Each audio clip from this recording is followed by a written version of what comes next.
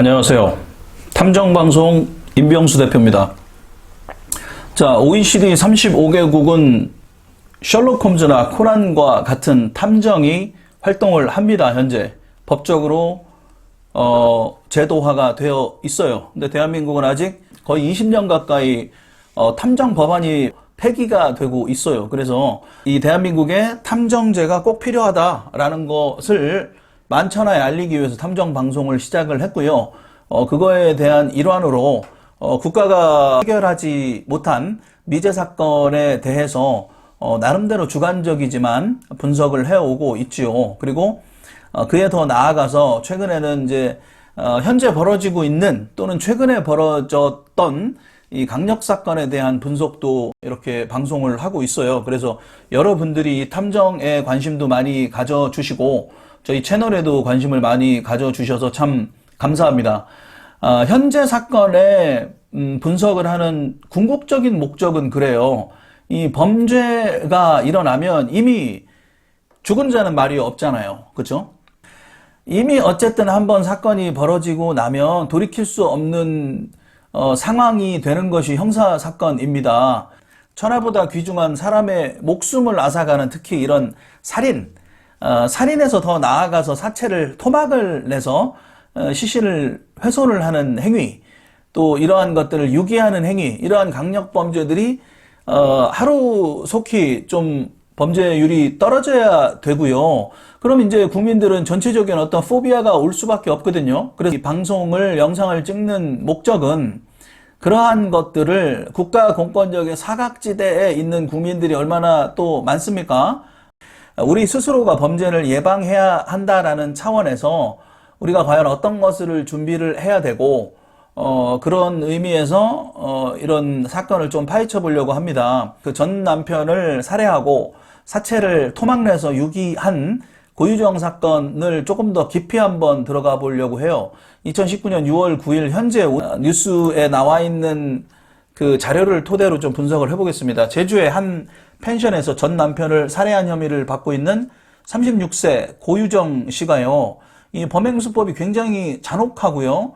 갈수록 조사를 하면 할수록 굉장히 치밀함이 드러나고 있습니다. 자, 전 남편 강모 씨를 만나기로 한 것이 이제 지난달 5월 25일이죠. 그런데 사실은 약속 당일이 아닌 8일이나 앞선 18일 미리 이제 제주도에 도착을 해서 제주도에 있는 마트에서 고무장갑 등등의 범행 도구를 미리 구입을 해요. 증거인멸 취지로 또한 추가적으로 우리 그 락스 같은 거 있잖아요. 표백제를 또 구매를 했다라고 합니다. 하지만 이제 고유정 씨는 여전히 우발적 범행이다라고 현재도 주장을 하고 있다라고 하고요. 경찰은 치밀한 범행 계획으로 완전 범죄까지 기도한 것이 아니냐 이렇게 현재 보고 있어요. 자, 사건을 수사하고 있는 제주 동부경찰서는 지난 5일, 6월 5일이요. 인천시 서구 재활용품 업체에서 고유정 씨의 전 남편 강 씨의 것으로 추정되는 뼈의 일부를 발견했다고 오늘 9일, 6월 9일 밝힙니다. 자, 경찰은 지난달 5월 31일, 그러니까 사건 발생 6일 후죠.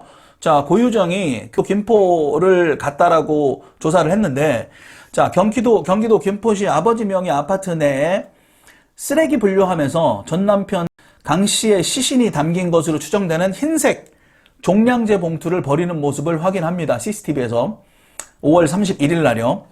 자, 이후 이 해당 봉투, 즉 종량제 봉투에 버렸으니까 그나마 다행이겠지요. 자, 이 봉투의 이동 경로를 쫓습니다. 봉투에 담긴 물체가 어디로 갔냐면 김포시 소각장으로 갑니다. 그 소각장으로 가서 여기에서 이제 한번 1단계로 처리가 되고요. 그 다음에 이제 두 번째 인천시의 서구에 소재하고 있는 재활용 업체로 유입이 된 것까지 확인을 해요. 그래서 발견된 유해는요, 이 뼈조각이라고 하고요. 이 소각장에서 보통 500에서 600도로 고열 처리를 하지요. 그렇기 때문에 결과적으로 이 뼈조각이 3cm 이하로 조각난 채 발견이 되었다라고 합니다. 이 경찰관들 굉장히 고생하고 완전히 혼신의 힘을 다해서 지금 처리 중인 걸로 보여요. 자, 경찰은요, 이 유해를 3cm 이하의 뼈조각을 국립과학수사연구원에 의뢰를 했고요. 피해자의 것인지 유전자 검사를 현재 진행하고 있습니다. 다만 이 유해가요, 이미 소각이 한번 고열 상태에서 된 이후잖아요. 그렇기 때문에 이 신원 확인이 확실히 될지는 100% 장담을 못한다고 합니다. 자, 피해자의 것으로 추정되는 유해를 수습해서 현재 유전자 검사를 벌이고 있다며, 다만 유해로 추정되는 물체로 혹시 이게 동물뼈가 아닐까라는 가능성도 배제할 수는 없다. 종량제 봉투 안에 뼈가 발견됐으면 사람 뼈일 확률이 높지 않을까라는 생각이 듭니다. 여기에 일단 기대를 좀 걸어봐야죠. 일단 수사는 증거니까. 자, 이날이요, 고유정이 범행 사흘 전인 5월 25일보다 사흘 전인 5월 22일 날 제주시내 한 마트에서 이제 범행 도구를 구매했다라고 말씀드렸잖아요. 이게 이제 25일 사건 3일 전 22일 날 밤 11시에 구매를 해요. 칼, 표백제. 여러분, 이제 제가 사진을 띄우겠습니다. 사진 한번 보시면 이 내용물들하고 이 여자 뒤통수가 다 보입니다. 자, 칼, 표백제, 베이킹 파우더, 고무장갑. 자, 세제를 사고요. 세수대야를 삽니다. 그 다음 청소용 솔을 사고 먼지 제거 테이프를 삽니다. 자, 상황이 좀 그려지시죠, 여러분?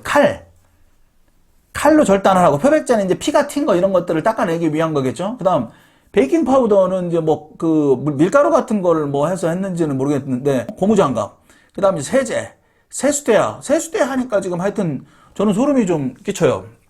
세수대야에다가 절단한 걸 담았겠죠. 청소용 솔, 먼지 제거 테이프. 자, 이런 것들을 구매하는 장면이 폐쇄회로에 잡힙니다. 자, 구입한 품목을 보면 여러분들 이 치밀하게 범행을 준비한 것을 누가 봐도 알 수가 있습니다. 살인 및 사체 유기, 사체 손괴죠. 그 다음 은닉 등의 혐의를 현재 받고 있습니다. 그런데요, 이러한 제품을 사면서 본인이 카드 결제를 해요. 그리고 본인의 휴대폰으로 포인트도 적립을 받습니다. 자, 경찰은요, 디지털 포렌식을 통해서 고 씨의 압수한 휴대전화를 분석을 하는데요, 강 씨를 만나기 전에 살인 도구, 그리고 시신의 유기 방법 등을 여러 번 검색을 한 것이 확인됩니다. 고 씨가 지난달 18일 배편으로 본인의 차를 갖고 그 그랜저 검정색, 언론에도 나왔죠, 제주에 들어올 때 시신을 훼손하기 위한 흉기도 미리 또 준비를 한 것으로 확인이 됐다라고 하고요. 자, 고유정이 미리 예약한 것으로 알려진 펜션은요, 입실과 퇴실이 주인을 마주치지 않는 무인 펜션입니다. 자, 보세요. 첫 번째, 범행 도구들을 마트에서 이렇게 많이 준비를 했다라는 거 첫 번째. 그 다음, 무인 펜션이 저는 한 번도 가본 적이 없는데 이 무인 펜션을 굳이 이용할 필요가 있었을까라는 거죠.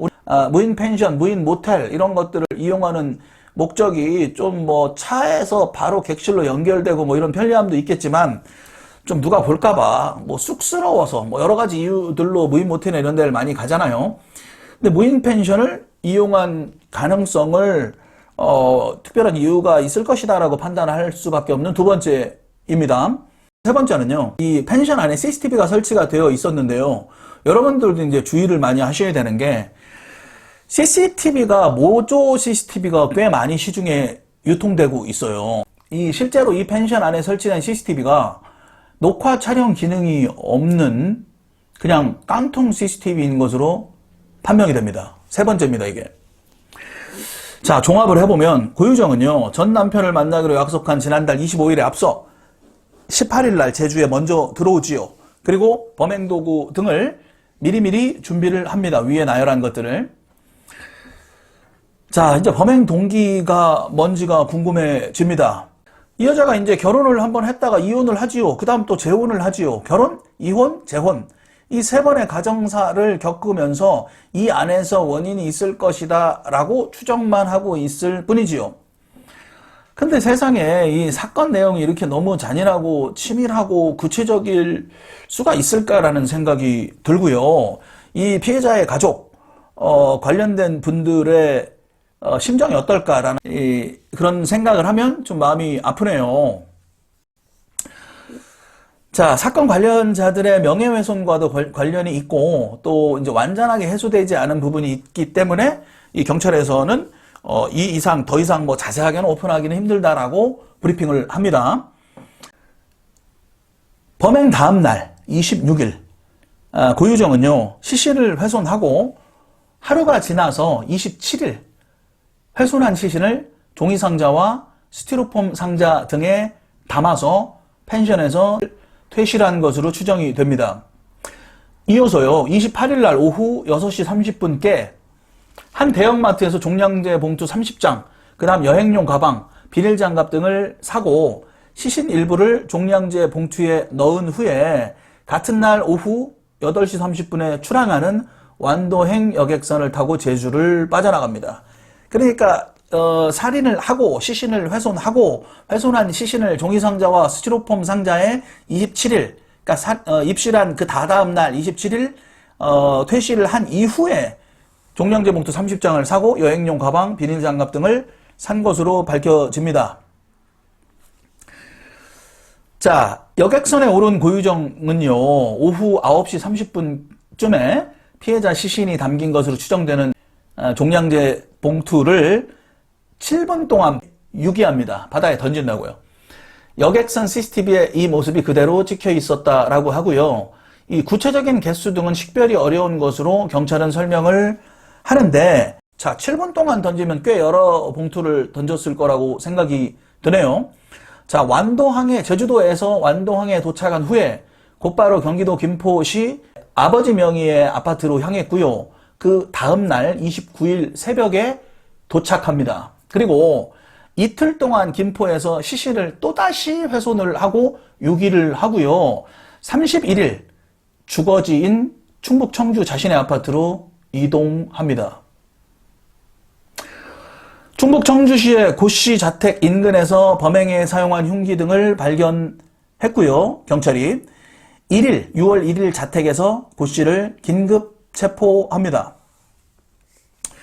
경찰은요, 앞으로 남은 피해자 시신을 수습하고 고씨의 정확한 범행 동기를 밝히는데 주력하겠다라고. 자, 여러분, 제가 영상 초기에 이렇게 말씀을 드렸습니다. 10에서 20만 가까운 경찰력이 우리나라에 있는데 경찰을 채용을 더 늘려서 경찰력을 더 많이 증대시키면 어떨까?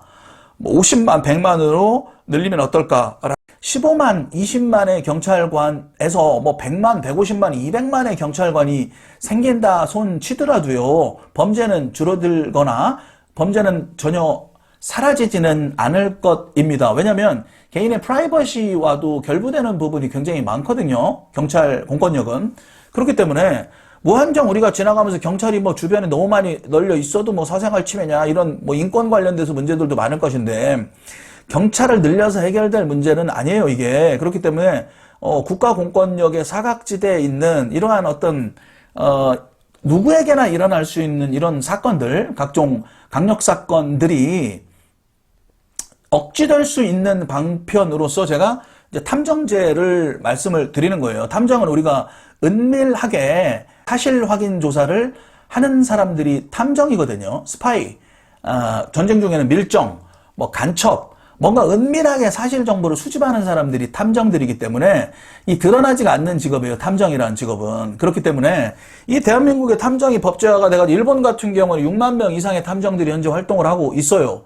그렇다면 우리가 곳곳에 눈에 보이는 CCTV를 설치를 해서 범죄를 예방하는 것도 많이 중요하지요. 범죄율과. 하지만 이 탐정제를 도입을 하면은요, OECD 35개국에 다 있는 탐정제를 대한민국에 도입을 해서 국가에서 관리 감독을 하면은요, 이 움직이는 CCTV의 역할을 탐정들이 할 수 있어요. 그렇기 때문에 자, 범죄는 예방이 최선이죠. 이미 사건이 벌어진 이후에는 우리가 죽은 자는 말이 없습니다. 그리고 이 가족들의 이 한 사람이 죽음으로써 그 주변에 이 언론을 보는 사람들의 어떤 트라우마라든지 그 가족들의 트라우마, 자녀들의 트라우마, 그러한 것들을 통해서 어떤 가정 해체까지 이루어지면서 사회적인 어떤 포비아도 조성이 되고요. 이런 사건이 하나가 하나로 끝나는 게 아니거든요. 그렇기 때문에 저는 이제 탐정방송이기 때문에 이 민간조사원으로서 제가 여러 활동을 하는 입장에서도 중복적으로 말씀을 드리지만 이 대한민국의 탐정제가 필요하다라는 말씀을 드리고요. 범죄는 예방이 최선이다. 그리고 여기서 이제 세 가지를 포인트를 말씀을 드렸는데 첫 번째, 칼, 표백제, 베이킹 파우더, 고무장갑, 세제, 세수대야, 청소용 솔, 먼지 제거 테이프, 이러한 용품을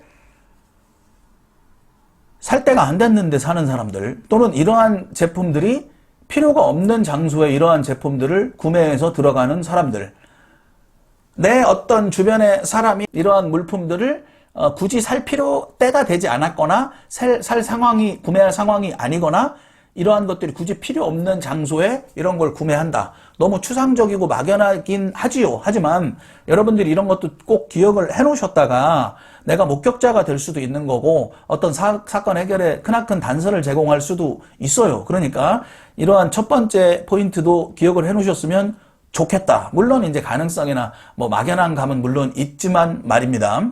두 번째, 무인 펜션, 무인 모텔 이러한 부분들이 개인의 프라이버시나 사생활, 남의 눈에 띄지 않고 뭐 이런 것들이 참 좋은 장점을 갖고 있긴 하지만 두 번째, 제가 채널에서요, 이 약간 정신적인 문제가 있는 여성이 채팅을 통해서 새로 만난 남자를 토막내서 살인된 사건을 올린 영상이 있어요. 혹시 궁금하신 분들은 좀 찾아보시면 되고, 그 타이틀 이름은 처음 본 남자를 토막 살해한 여성, 이런 타이틀인데요. 한번 좀 보시면 여기서도 무인텔을 들어갑니다. 그러니까 개인의 프라이버시를 지킬 수 있는 그러한 장점도 있는 반면에요, 범죄에 노출이 될 수 있는 가능성도 높다. 무인 펜션 또는 숙박업소 가요.